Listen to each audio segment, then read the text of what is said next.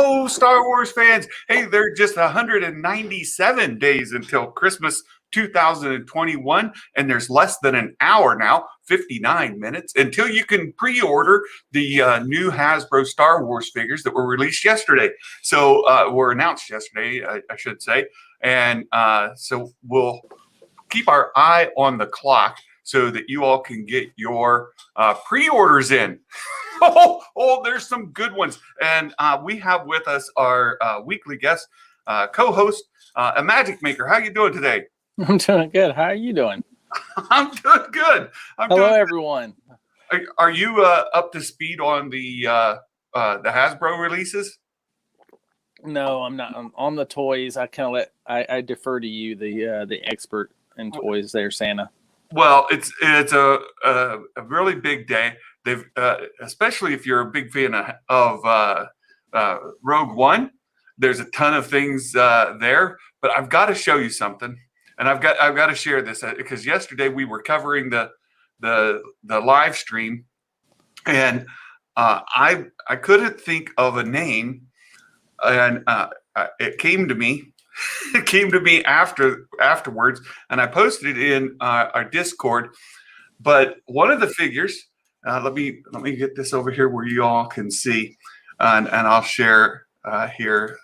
Let's see, share screen, and we'll share this. Here we go. So here's the Cassian Andor, right? So, Brody. So, yeah. So there he is, and to me, he looks very similar to a certain rapper. Somebody who is quite famous in musical sphere and television, all kinds of things. Does it come to your mind? No. How about now? Yeah, that's what I thought you were talking about, actually. But I would disagree. I think he looks like Brody.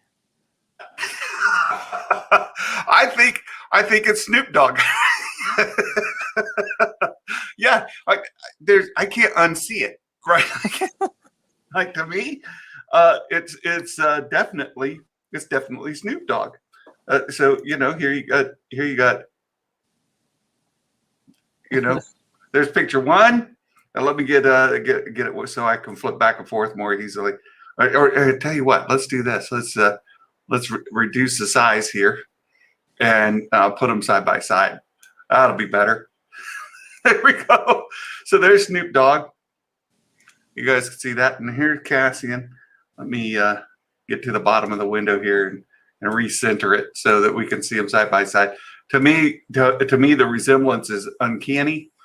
There you go. Snoop Dogg. Snoop Dogg and Cassian.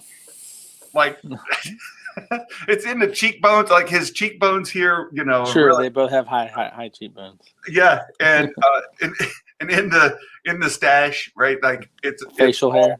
The facial hair is the same. The high cheekbones, the eye shape, like it's uncanny. I just can't get over it. So yeah, once you see, you can't unsee. That's it for me. Brody it's doggy dog.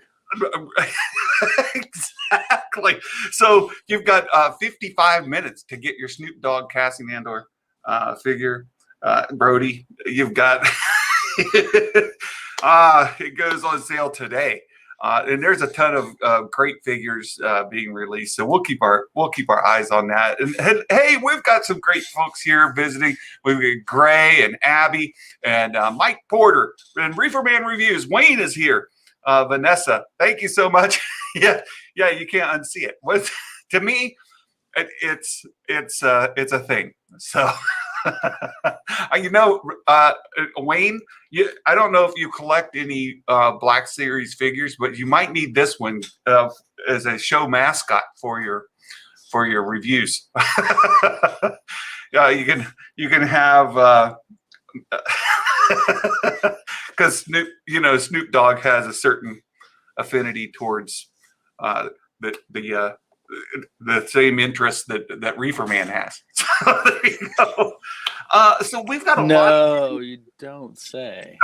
We do say. And We've got all this time I thought that reefer was referring to refrigerators. right. Well, and that that I drove a semi truck for a couple of years, and the kind that hold that haul refrigerated items are called reefer trucks. Right. Because they've got a refrigerator on them. So I mean, that's what I thought it was about. yeah. So there you go. Yeah. Wayne's going to have to get himself one of those. Look, I just can't. Like, that's it's Snoop Dogg. Like, there it is. Snoop's a spice runner. That fits, right? Fits in universe. So that's fun. Look, we've got a few things to talk about today. Of course, with every Thursday, we wanted to take just a look back on the last episode of the Bad Batch and a look forward to the next episode and talk about our predictions. And you know what? An amazing thing happened last week.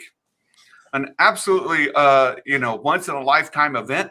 Imagic Maker, you won the weekly predictions poll. Yeah, I just happened to not pay attention and guess everything and not think about it. You did really well. You came in first place this week, so we always want to highlight our winners every week, and certainly you were the winner. And then we also, so the first week we did it was week 5 of the Bad Batch, and our winner for week 5 was Trexkiller, right? And he actually came in second place. So this last week on episode 6. So Trexkiller is doing an amazing job. And a Magic Maker, you're third place. I'm in second place. You're third place for the season. And so this week we're going to talk about episode 7. And the prediction poll is already out there. You can find a link to it in my Discord, and you can put in your predictions. What do you think might happen, and see if you can beat Santa for week 7. So, week 6, what did you think of the episode? I enjoyed it, but I will say that, listen, if you don't beat me, you suck. And so since I came in first, it just means you all suck. Well, we had floated the idea of having two lists, right? The winners and the losers.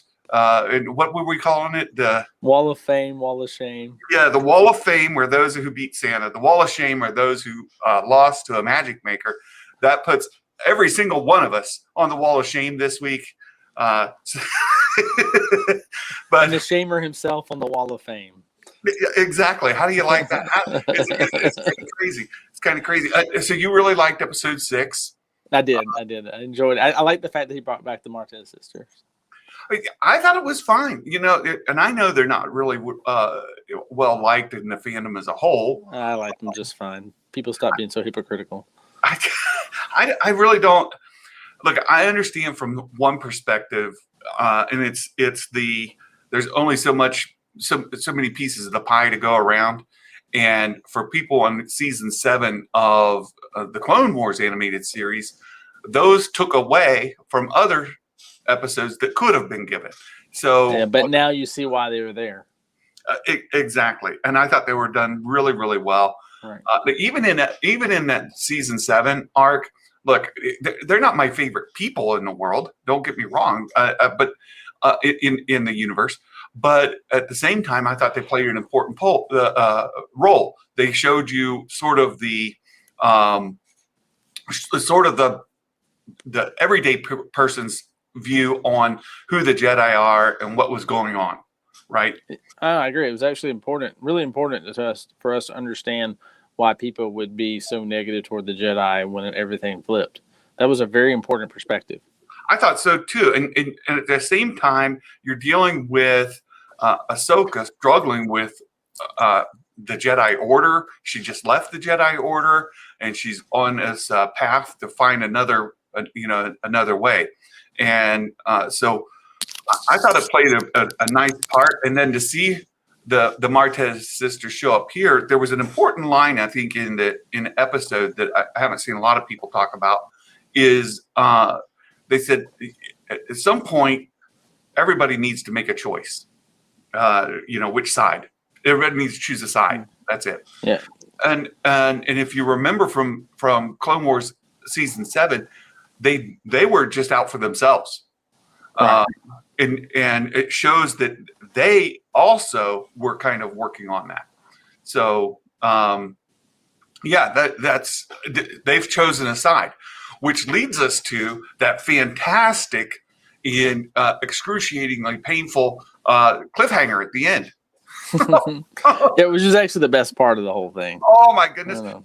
It's really, really smart on the part of Lucasfilm and Dave Filoni to absolutely hang it in the air like that. Because what's it done? Right? It's made everybody talk about it all week, and you get great theories, and some of them are very outlandish. Some of the theories are very outlandish, but it's fun, and that's what I go back to. Like, look, it's great just to have fun. And talk about what things might happen and who those could be. And so I think we know who it is. I think I know who it is. Who do you think you know who it is? I think it's Ahsoka. No. Yes, no. It is Ahsoka. It can't be. It is Ahsoka. That's how we're going to end up meeting Rex. Oh, imagine. It's how what's his name is going to freaking end up. I think Filoni's rewriting it. I think the book is not going to be out the window. Well, but they said right on there that it was him. Connect to him. Let's talk to him. Well, then it's got to be Bail if it's him. I missed that if they said him. Yeah. Leaving subtitles on is something that I've become dependent on. And normally I wouldn't do it, but my oldest daughter has a somewhat significant hearing loss, and she can't always hear when we're in a room, so she always turns subtitles on so she can hear, and so they're sort of on by default on a lot of our apps because she's watching those and she's keeping the subtitles on, and so I have learned that you can learn a lot from those subtitles. And right. it's Mephisto confirmed. So yeah, they did say him, and so they're talking to him, and I think the main picks are that it has to be Bail or Rex. So Nikki, Bail or Rex are the two leading candidates, and then there is the dark horse candidate would be Maul. Right.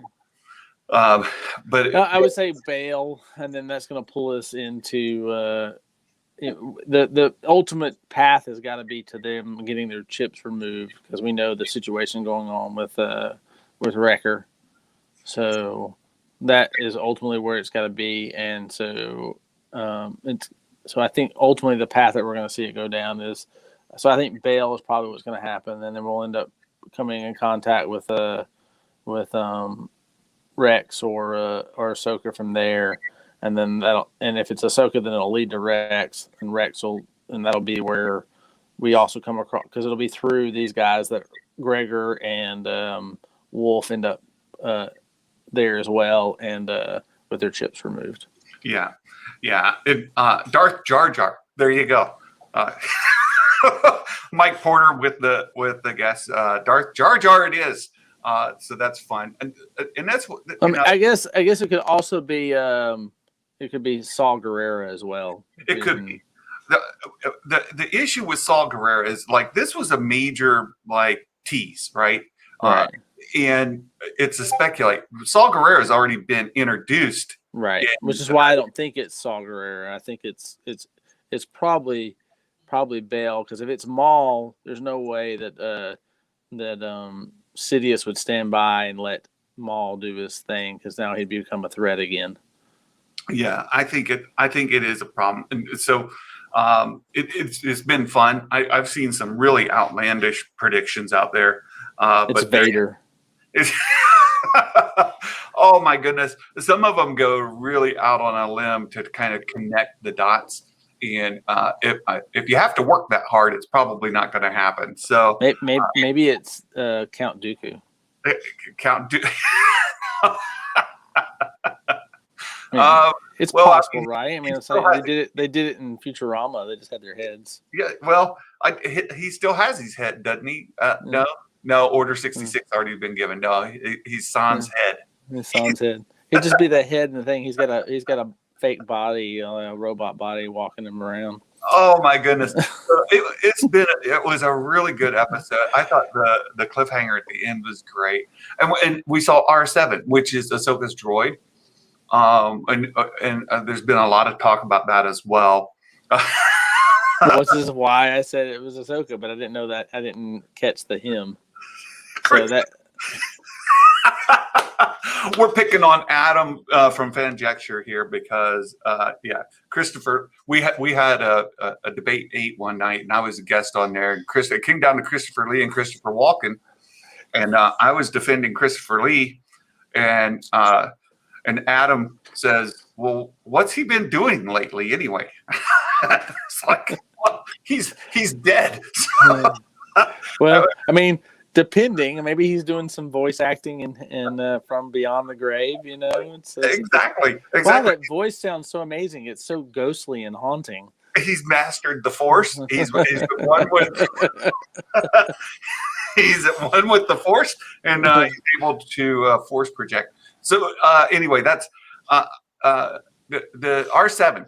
So in season 7 of the Clone Wars, we saw R7 destroyed, but they at the end, Rex was gathering the pieces up, right?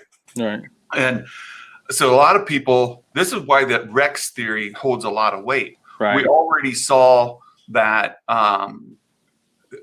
Rex had R7. Now the Martez sisters have R7, and that connects the two. Right, that's true. That would be true. I don't know. I guess it could be Rex. I'm just trying to piece the pieces from Rebels and what he said in Rebels there, and how when they ended up on that planet and not working in the rebellion. I just don't think. I think Rex ended up not working with that and and undermining it. It seems like it's a higher machination. Yeah, I think so too. And the robe, I watched a video that what's his name does. Just lost. But he showed the robe in that projection, and it matches Bail Organa's perfectly. Right.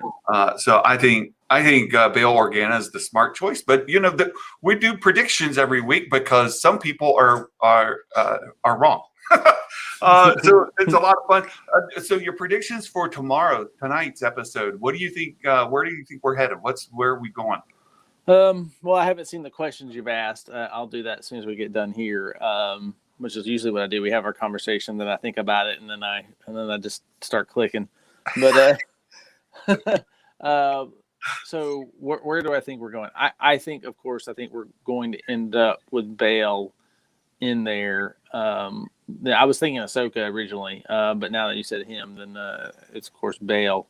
And this actually makes some sense. We know that in the book, Ahsoka runs for a while, ends up, and I don't know how much they're going to stick to the book, so the book might be out the window. Since we've had some minor changes as of already occur. Yeah. But, so I think it's possible the book ends up being uncanonized through the course of this series, which would be a shame because I do like when things get tied together and you go, oh, I remember when that whole thing was together, and then you see those pieces come to fruition. And but that said, assuming that the book stays fully in canon for the most part, we'll say 95% canon, and then I think that Ahsoka is off running and is yet to and is still finding her purpose of kind of protecting the children of the Force. and coming back as Fulcrum. But we know that Bail was already working, behind the scenes prior to that. That's how she ends up with Bail, and then Leia is pretty young at that point. I mean, but when Ahsoka comes back, Leia was she was a toddler, so like 3. So we're talking 3 years between the end and that we haven't gotten there yet. So if that's the case, if Ahsoka comes back into the picture in the course of this series and the course of this season, then we know that book is out the window because Leia is like 3 in the book. Yeah, well, the exact timeline is given. It's a year before Ahsoka meets back up with Bail. Mm-hmm. So she should be gone for a year. Right. Now, this is the immediate aftermath. Aftermath, right. So, no, that's what I'm saying, though. I mean, so if this is Bail and he's already starting the thing, and they end up with Ahsoka in this season without a time jump, then we know that that's not canon. And Leia's walking around and interacting with R2 and all that stuff in the book, so it's got to be a little more than a year. Well, it's a year before Ahsoka gets back in contact with Bail. Right. So she should be gone for a little while. And I agree. Right. If she shows up, if Ahsoka shows up without a time jump, like it's been, we're still like right after. We're within a couple of weeks probably of episode or Order 66. So she should be gone. I could understand if it was in maybe the first episode or maybe the second, because Order 66 was just given and she hasn't disappeared yet. So they add a little bit there as she's disappearing, but then she needs to be gone. And I think it's been long enough now that she's gone. And if she shows up, then they're retconning more of the book and they're bringing in. And we'll see. I mean, they've already kind of retconned things here and there that are causing problems with. It's that screen over paper issue, and hopefully Dave doesn't continue to drive a wedge that way. Who knows? Who knows? I just tend to think that they should be more respectful of the paper. And hopefully it doesn't. So the other part is Wrecker did knock his head pretty good. Yes, he did. And that was really interesting to see that start to play out. Yeah. So the question then is, what happens if Wrecker's chip fully engages? And I brought this up on Discord when we were kind of chatting about some questions. We don't have it. There's been folks saying that he would turn on the Bad Batch. He's going to turn on them. But would he? That's what I'm wondering. Like, Crosshair turned only because he was given an order to take them out, right? Right. So up until then, even though the Bad Batch were disobeying orders and Crosshair was saying good soldiers follow orders, he was really pushing back on not following Order 66. Well, on not following Order 66 and the mission they were given after that, right, to take out the civilians and that whole crew there with Saw Gerrera, right, and he was really pushing back on that, but he was still not turned against the Bad Batch. He was just complaining like, you guys are off pattern. I'll still obey because you're my captain. Right. My orders aren't against you. Right. I mean, his orders were against the Jedi. And so he was trying to kill the Jedi. And then eventually the orders were to kill the others. And then Saw Gerrera and his people. Right. And then next orders, of course, were they amped him up so he could take orders to attack his fellow guys. So I think that's one of the reasons why I didn't catch him, but that's why I thought it'd be Ahsoka and that they were just throwing the book out the window.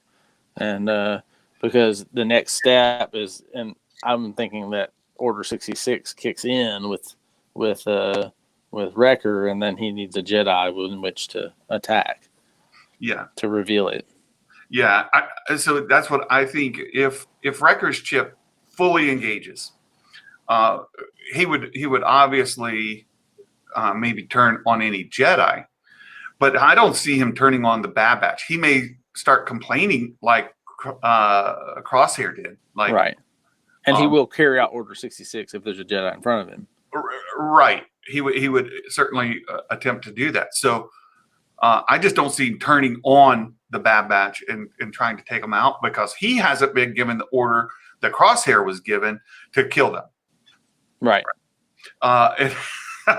So that's what I think. And Suri says she doesn't think he'll turn. He'll resist and sacrifice himself for Omega.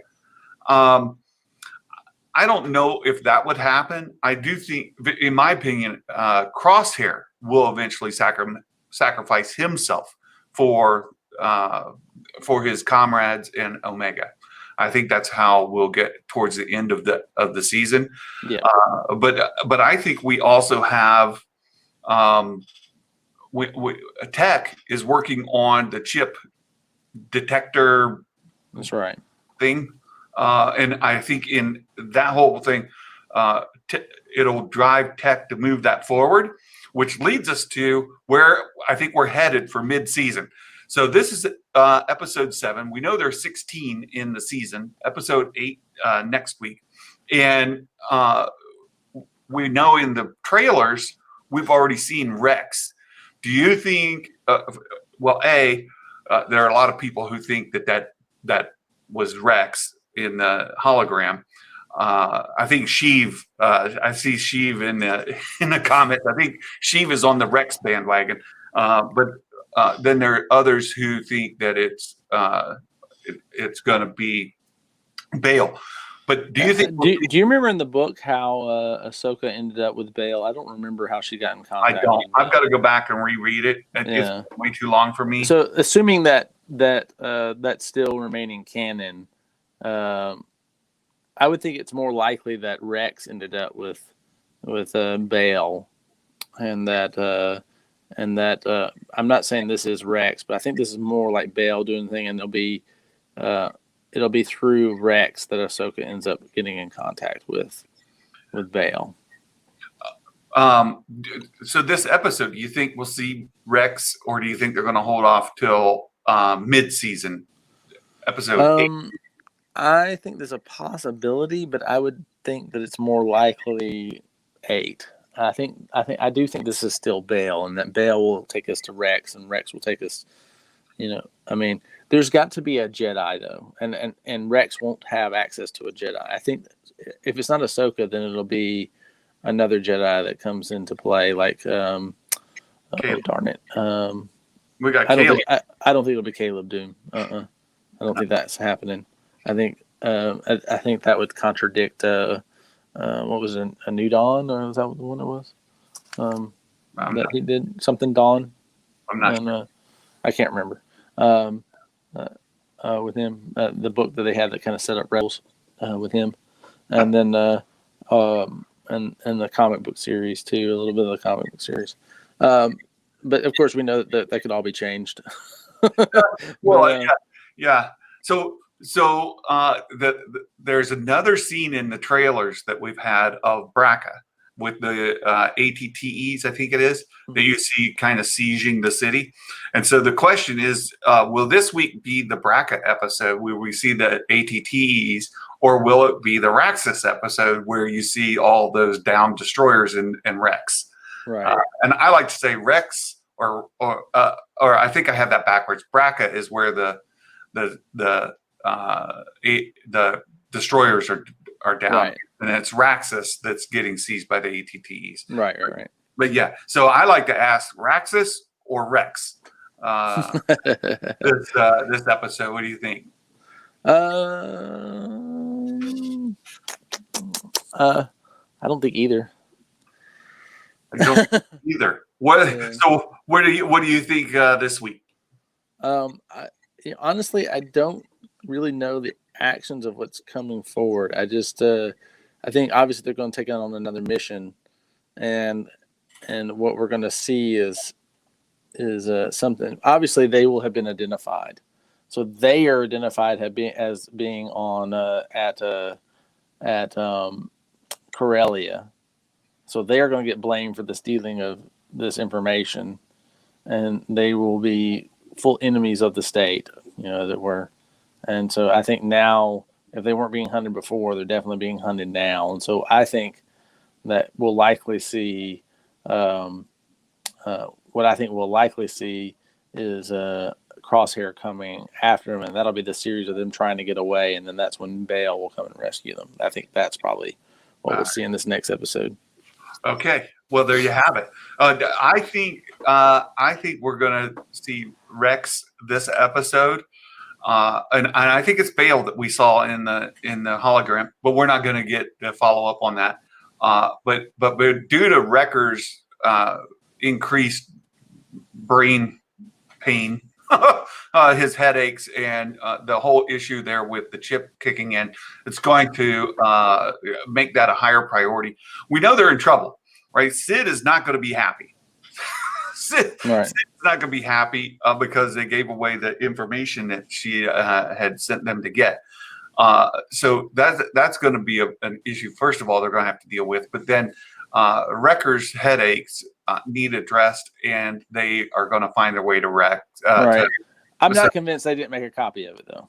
Well, maybe they did. I'm not sure either. So it's very possible they made a second copy, and they only gave away one copy to the girl. So basically, I think they felt like we're willing to make this bet because if the idea is that we're going to undo the Empire, then this information being out as readily as possible. Yeah. And update 27 minutes until pre-orders. So, we gotta keep that countdown going. I think we're gonna run into Rex sooner than later. And I still think it's gonna be episode 8. I think that's gonna take us into the mid-season. It makes sense. So I can absolutely see that going that way, and we'll get Raxus first and then Rex. But we need. We'll find out. Yeah, I guess part of Raxus could be maybe that's a scene of the hunt for them and them running, and they end up going to Raxus.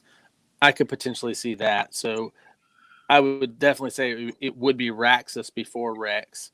But I definitely think that Crosshair's coming after him in this episode, in this next episode. Well, there is a space battle in there as well. So you're right. I mean, they could end up in the space battle, land on Raxus, and that's where that happens. And then they go to Rex. So that's absolutely could be the way.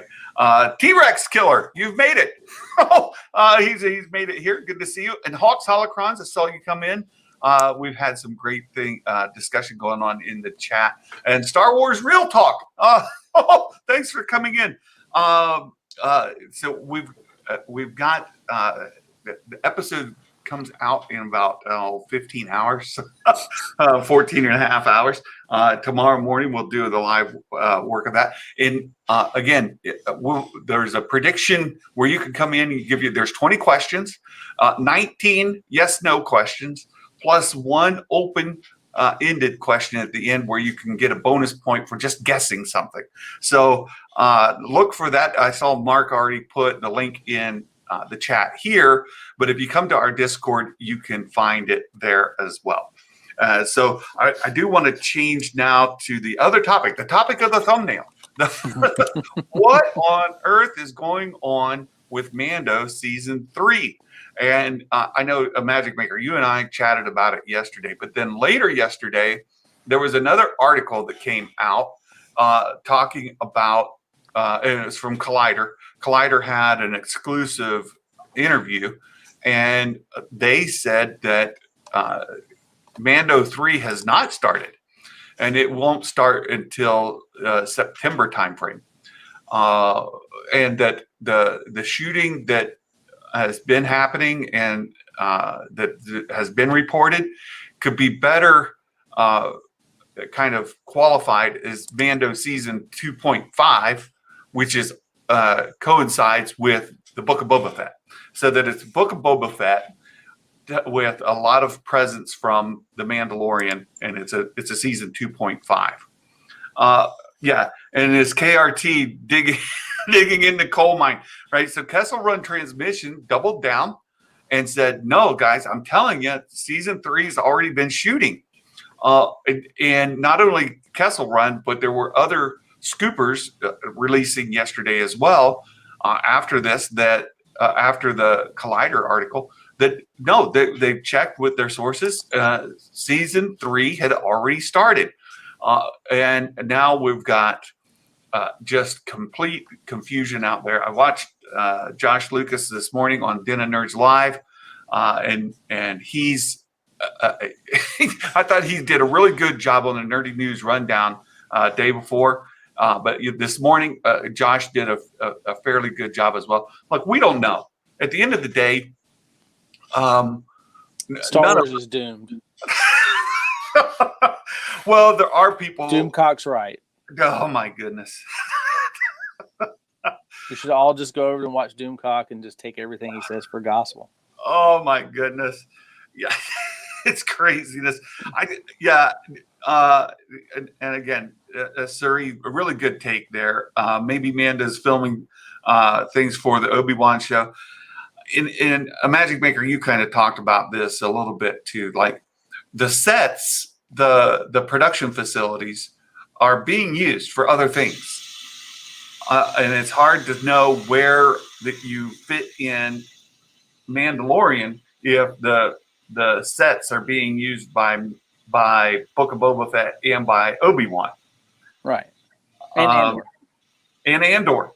Let's not forget the Andor. Andor is shooting over in the UK. We got some photos that we went through last week from the set, and some private photos that were taken out there. But yeah, we've got 3 other productions, live action productions going on right now.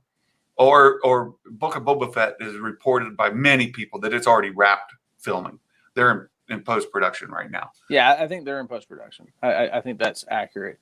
I think they may have had a few reshoots in April, and maybe those did get confused. But I still think that there was some shooting for Mandalorian season 3. Now, do I think it's complete, that they've done everything and that they're in post-production? No, I don't. But we kind of talked about that yesterday, and I had said, and I still say all along, that this is going to be a process of fitting things in. That occurred as soon as you saw that you had they had issues in January with or February, whatever that thing was, with Gina Carano, and that they were going to have to do some rewrites. I knew that was going to create some issues, so I expected some rewrites to occur. And then as soon as you saw that Pedro Pascal had signed on for to do The Last of Us, that I knew that was going to be some issues. So they had a very tight schedule to meet in order to get him in and get these things done. And with rewrites that would occur, that was going to delay some stuff. So what they're going to do is shoot as much as they could, while the schedule was open, or when they had their openings, with the things that they didn't have to rewrite. And then what they do is they come back, they finish their rewrites, they shoot those scenes, and then they fit Pedro Pascal's portion in as much as they can during his openings, and so that's how that occurs. And since they don't have to set the whole setup, it's just we set up, we do the baseboard, and we turn on the TVs. It's reasonable to expect they can do that in a 24-hour period and shoot his scenes. Yeah. Not only that, but watching the volume, the documentary around how they use the volume, they can save the exact lighting, positions, everything from a scene, and then call it up on demand at any time. Right. So it's not like they have to deal with lighting conditions and set conditions and stuff. It's saved. It's all in memory. So I agree with you wholeheartedly here. I think that we probably have a little bit of confusion because of the closeness between the Book of Boba Fett and the Mandalorian and that overlap of characters, that the Book of Boba Fett's going to feature Mandalorian characters more than maybe we originally anticipated. But also, you've got all of the actors there. And I saw Wayne posted that in that interview for Variety, the actors on actors or something like that. They were very cheeky about bumping into each other, like maybe they were on set at the same time. And if Pedro was already on set, but he's you've got all the actors there, you've got all the sets there. Why not shoot some of the shots while you can? Not everything happens linearly. A lot of people think linearly, right? that like shooting happens in a straight line, but that's not the case at all. We know that when you shoot movies or TV shows, anything, a lot of things are done out of order. And then it's reordered and put together in post-production. So right. I absolutely believe that season 3 shooting has begun, and that maybe Pedro's parts aren't done, and they can easily come right back and fill in his shots. Plus, he can do his voiceovers. Right. And he didn't say he hadn't done any voiceovers for season 3. He just said he hasn't done any shooting for season 3. And Mark posted Ming Na Wen did say about they finished season 1 of the Book of Boba Fett, and T-Rex asked, did she say season 1? Yeah, there are several quotes about Book of Boba Fett season 1 right there. So it goes into if there's a 1, there should be it implies a 2. It implies a 2. Exactly. So I do think that that's probably the case. We'll have multi. Yeah, I think you're right. I think that's what we're going to see. And I wouldn't get ourselves all wrapped up. It's part of pre-production. So this is the biggest thing I've had a complaint about with Kathleen Kennedy. It's even bigger than my hate of The Last Jedi, is that the problem that I have with her in the time that she's been in place is that pre-production has been haphazard and in some cases, negligent on her part, and so that has been my complaint with her, and so we saw it with Rogue One that came out. Fortunately, it came out well. We saw it with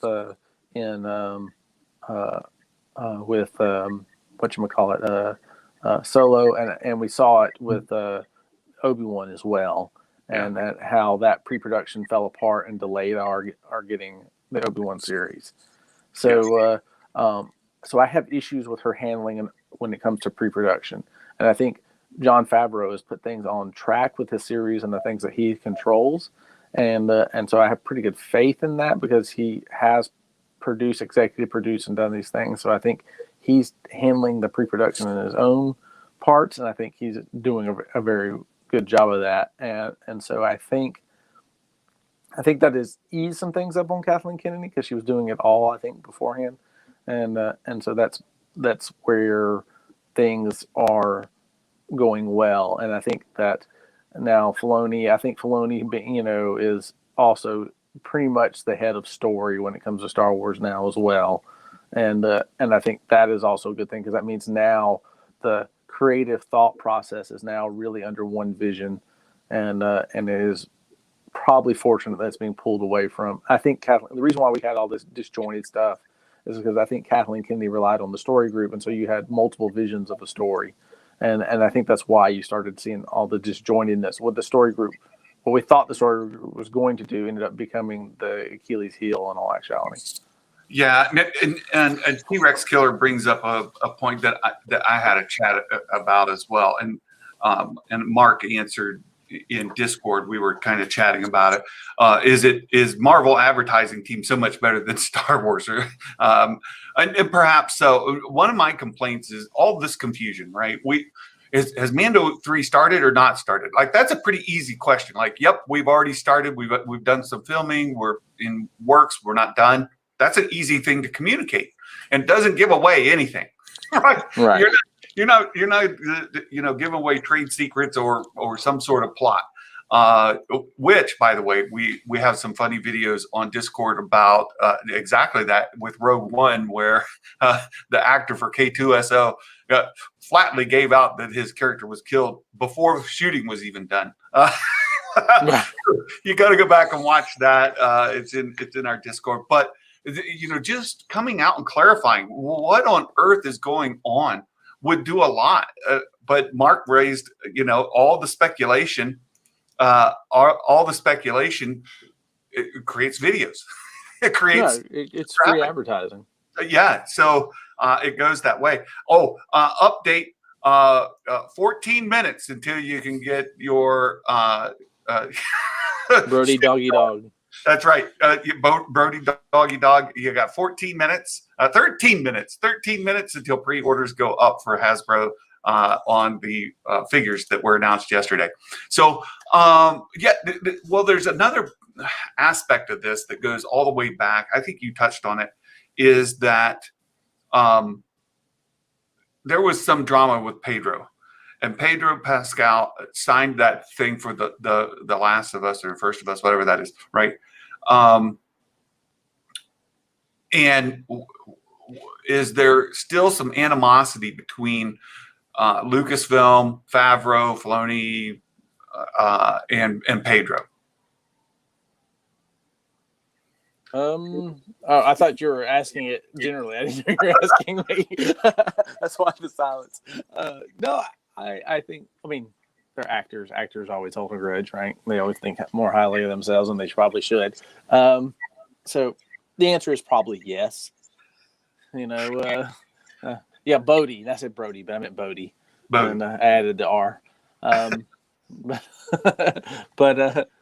Yeah, so I think that there probably is some animosity that probably shouldn't be there, but who knows? It's just, he wanted his face shown more, and he wasn't getting as much credit, and he was being held on set while, John Wayne Jr. or whatever his junior was the third, I think, as getting all the action scenes, and so he's like, why, if I'm not going to be doing anything, why am I here? Yeah, I think so too. Like, why am I sitting around all day when I'm not doing anything? Right. I'm just sitting around watching other people do things. So, I think he's like, I've got a better use of my time in this First of Us thing. Last of Us, First of Us. I don't know, but what the middle of us. Yeah. Whatever that opportunity came up, and he's like, "Look, I can get another paycheck while I'm sitting around," and so they worked it out. I agree that there was certainly something that happened, and that there could still be a little bit of animosity, and Josh is taking Josh at Den of Nerds. He's taking a little more personal than I think it should be. We're not talking about middle school drama between, you looked at me sideways kind of thing. We've got adults here, and I get that Hollywood is still very. Oh, they're petty. Come on. Yeah. They're as petty as high school. Exactly. I get that. So I do think that there's more than you would get like just in a normal environment, but I don't think that it's all that. And all this talk about there being some bad blood between Kathleen Kennedy and Jon Favreau, or Jon Favreau and Pedro Pascal. Look, I think that's blown out of proportion. There certainly might be disagreements between them and where they see things very differently, but I don't think that it's at the middle school drama level, right? No, I do actually think it's middle school drama level, because it gets blown out of proportion all the time. But here's what I think. I think that they're very powerful players. They're all playing for their position, and they, and where they want to be. And if Favreau happens to want to be in charge of Lucasfilm, I could absolutely see that there's a power play going on, which makes Kathleen Kennedy very uncomfortable. And it has nothing to do with whether Kathleen Kennedy is successful or not successful. If Favreau wants that position, and he's making power plays for that, he's gonna ensure that the message gets out that undermines Kennedy, so that he can more readily get into that position. And if he gets a person that's in charge of Disney that agrees with him or likes him better, let's just say that's the case, instead of agreeing with it that she's all messed up, it's just I like you better, and so I agree with this method you're doing to unseat her, then that absolutely could be happening. These guys aren't. It's business. It's not it's not personal. It's business. Yeah. And Ducky, that's hilarious. Taika Waititi did get in trouble for that, by the way. Hey, don't be doing that on set. That should have more of that. Kisses are good. You saw those photos, right? The third of us, yes, the third of us. Yeah. The three-way of us. Right? Oh, no. This is the three-way. Oh, my goodness. 9 minutes, 8 minutes. 8 minutes. The pre-orders are coming. We're going to, and in fact, we're going to wrap up just a little bit early today so that I can be logged in to get mine as well. But look, Holly Weird, who put that in there? Suri? Yes. Yeah, Suri. Hollywood is weird. They're all, kind of different, and then big egos, and maybe not very thick skin, right? Yeah. So, I think that's all very possible. So, and power plays all going on at the same time. Oh, it's just but I just don't buy into all the drama, and I think that Nikki put it really well. At the end of the day, all we can do is speculate. We're not in the room. We don't know, and for people to pretend that they do is kind of crazy. And like, I think we're very clear here, is just saying, look, I think that's probably the case, but we never claim that. I mean, the only way that this stuff affects our everyday lives is whether we get the Star Wars we want. Well, there you go. There you go. So, when do you think we'll get Mando 3? I think spring or summer of next year. Yeah, I think so too. I think they'll roll it out, and you got to remember the volume that and these new stages are bigger than the first one. They're exponentially bigger from what I've read and heard. They can shoot much bigger sets inside of there, and the turn time on those is a lot shorter. You're not doing it in front of green screens where there's a lot of post-production cleanup, taking wires out and things. That stuff's projected, and they're able to do it. And speaking of that, Ian McGregor was talking about how much better it is than when he did the work on the prequels, because he's not in front of green screens all day, and he's not in front of virtual characters. He's actually looking at, Grogu. He's looking at Yoda. He's looking at the scenery, and he's not having to just kind of make it up as he goes. Right. I mean, I think ultimately what we're seeing is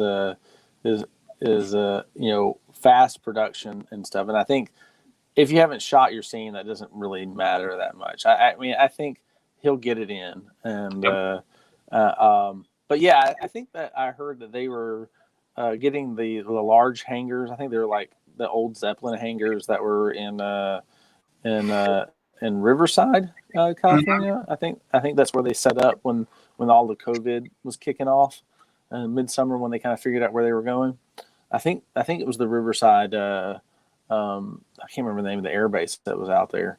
But yeah, so I mean, there was a bunch of big hangars and Zeppelin hangars in Tustin as well, which is down in Orange County. So I don't know if they were referring to that one, but I think they were referring to the ones in Riverside. I used to live out there back in the day. 5 minutes. In the Marine Corps. You got 5 minutes. Right. Well, I don't want to keep you from your big purchase. Oh my goodness. My big purchase. And there's some folks in our chat here that are going to absolutely drop some money today. Some folks that I know are going to absolutely drop some credit today. And then the rumor is we get another one in about 2 weeks. So before you can make your payment on your credit card, you get to be another purchase. And so you got to get your Snoop Dogg action figure today. 5 minutes to Star Wars Snoop Dogg. 4 minutes. 4 minutes. Look, stop by the predictions. the Discord. Make your predictions. We'll go through them tomorrow. We'll see who our winner is. We'll see we'll see who our winner is. Again, congratulations, Imagic Maker. Yeah, Good don't job. be on the wall of shame like everybody was this week. That's right. We got to beat Imagic Maker. We can't let him. Nickname. Just realize. Shame. This is bad. Shame. Right. Real quick, tell us about what you've got going on. Oh, so really quick, just if you like fan fiction, you can drop by. I think the link is down the bottom, and you can drop by. We try to do stuff on Sundays and do some chit chatting about what you're working on and what I'm working on, and give you an opportunity to read anything you're working on and put it before some ears so they can help you clean it up or just enjoy the beauty of the Star Wars you're creating. Awesome. And again, thank you guys so much. We always have fun here. Buy them when you see them at the store. Well, those are tough to find. Some of them.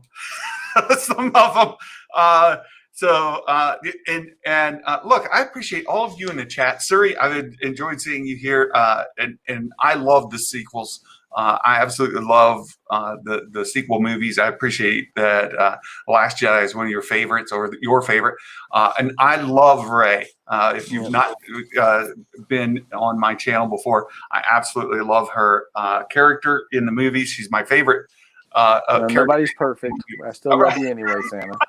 I know. Thank you so much. And hey, we're working towards that 4,000 hours so we can get monetized and we can have channel memberships. We can open up for custom emojis and those kind of things. So we're pushing forward. We're over 3,000 hours when we're on course to make it by the end of July, when my birthday is. My birthday is the 22nd of July. If we can make it by my birthday, that would just be tremendous. Yeah.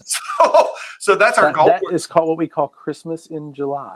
Christmas in July. That's right. So we're going to push for that, and hopefully we achieve that by then. So it would be great to do that. Look, 2 minutes. 2 minutes to go. We're going to go ahead and wrap it up right now. Thanks. Signing off. May the force be with you all.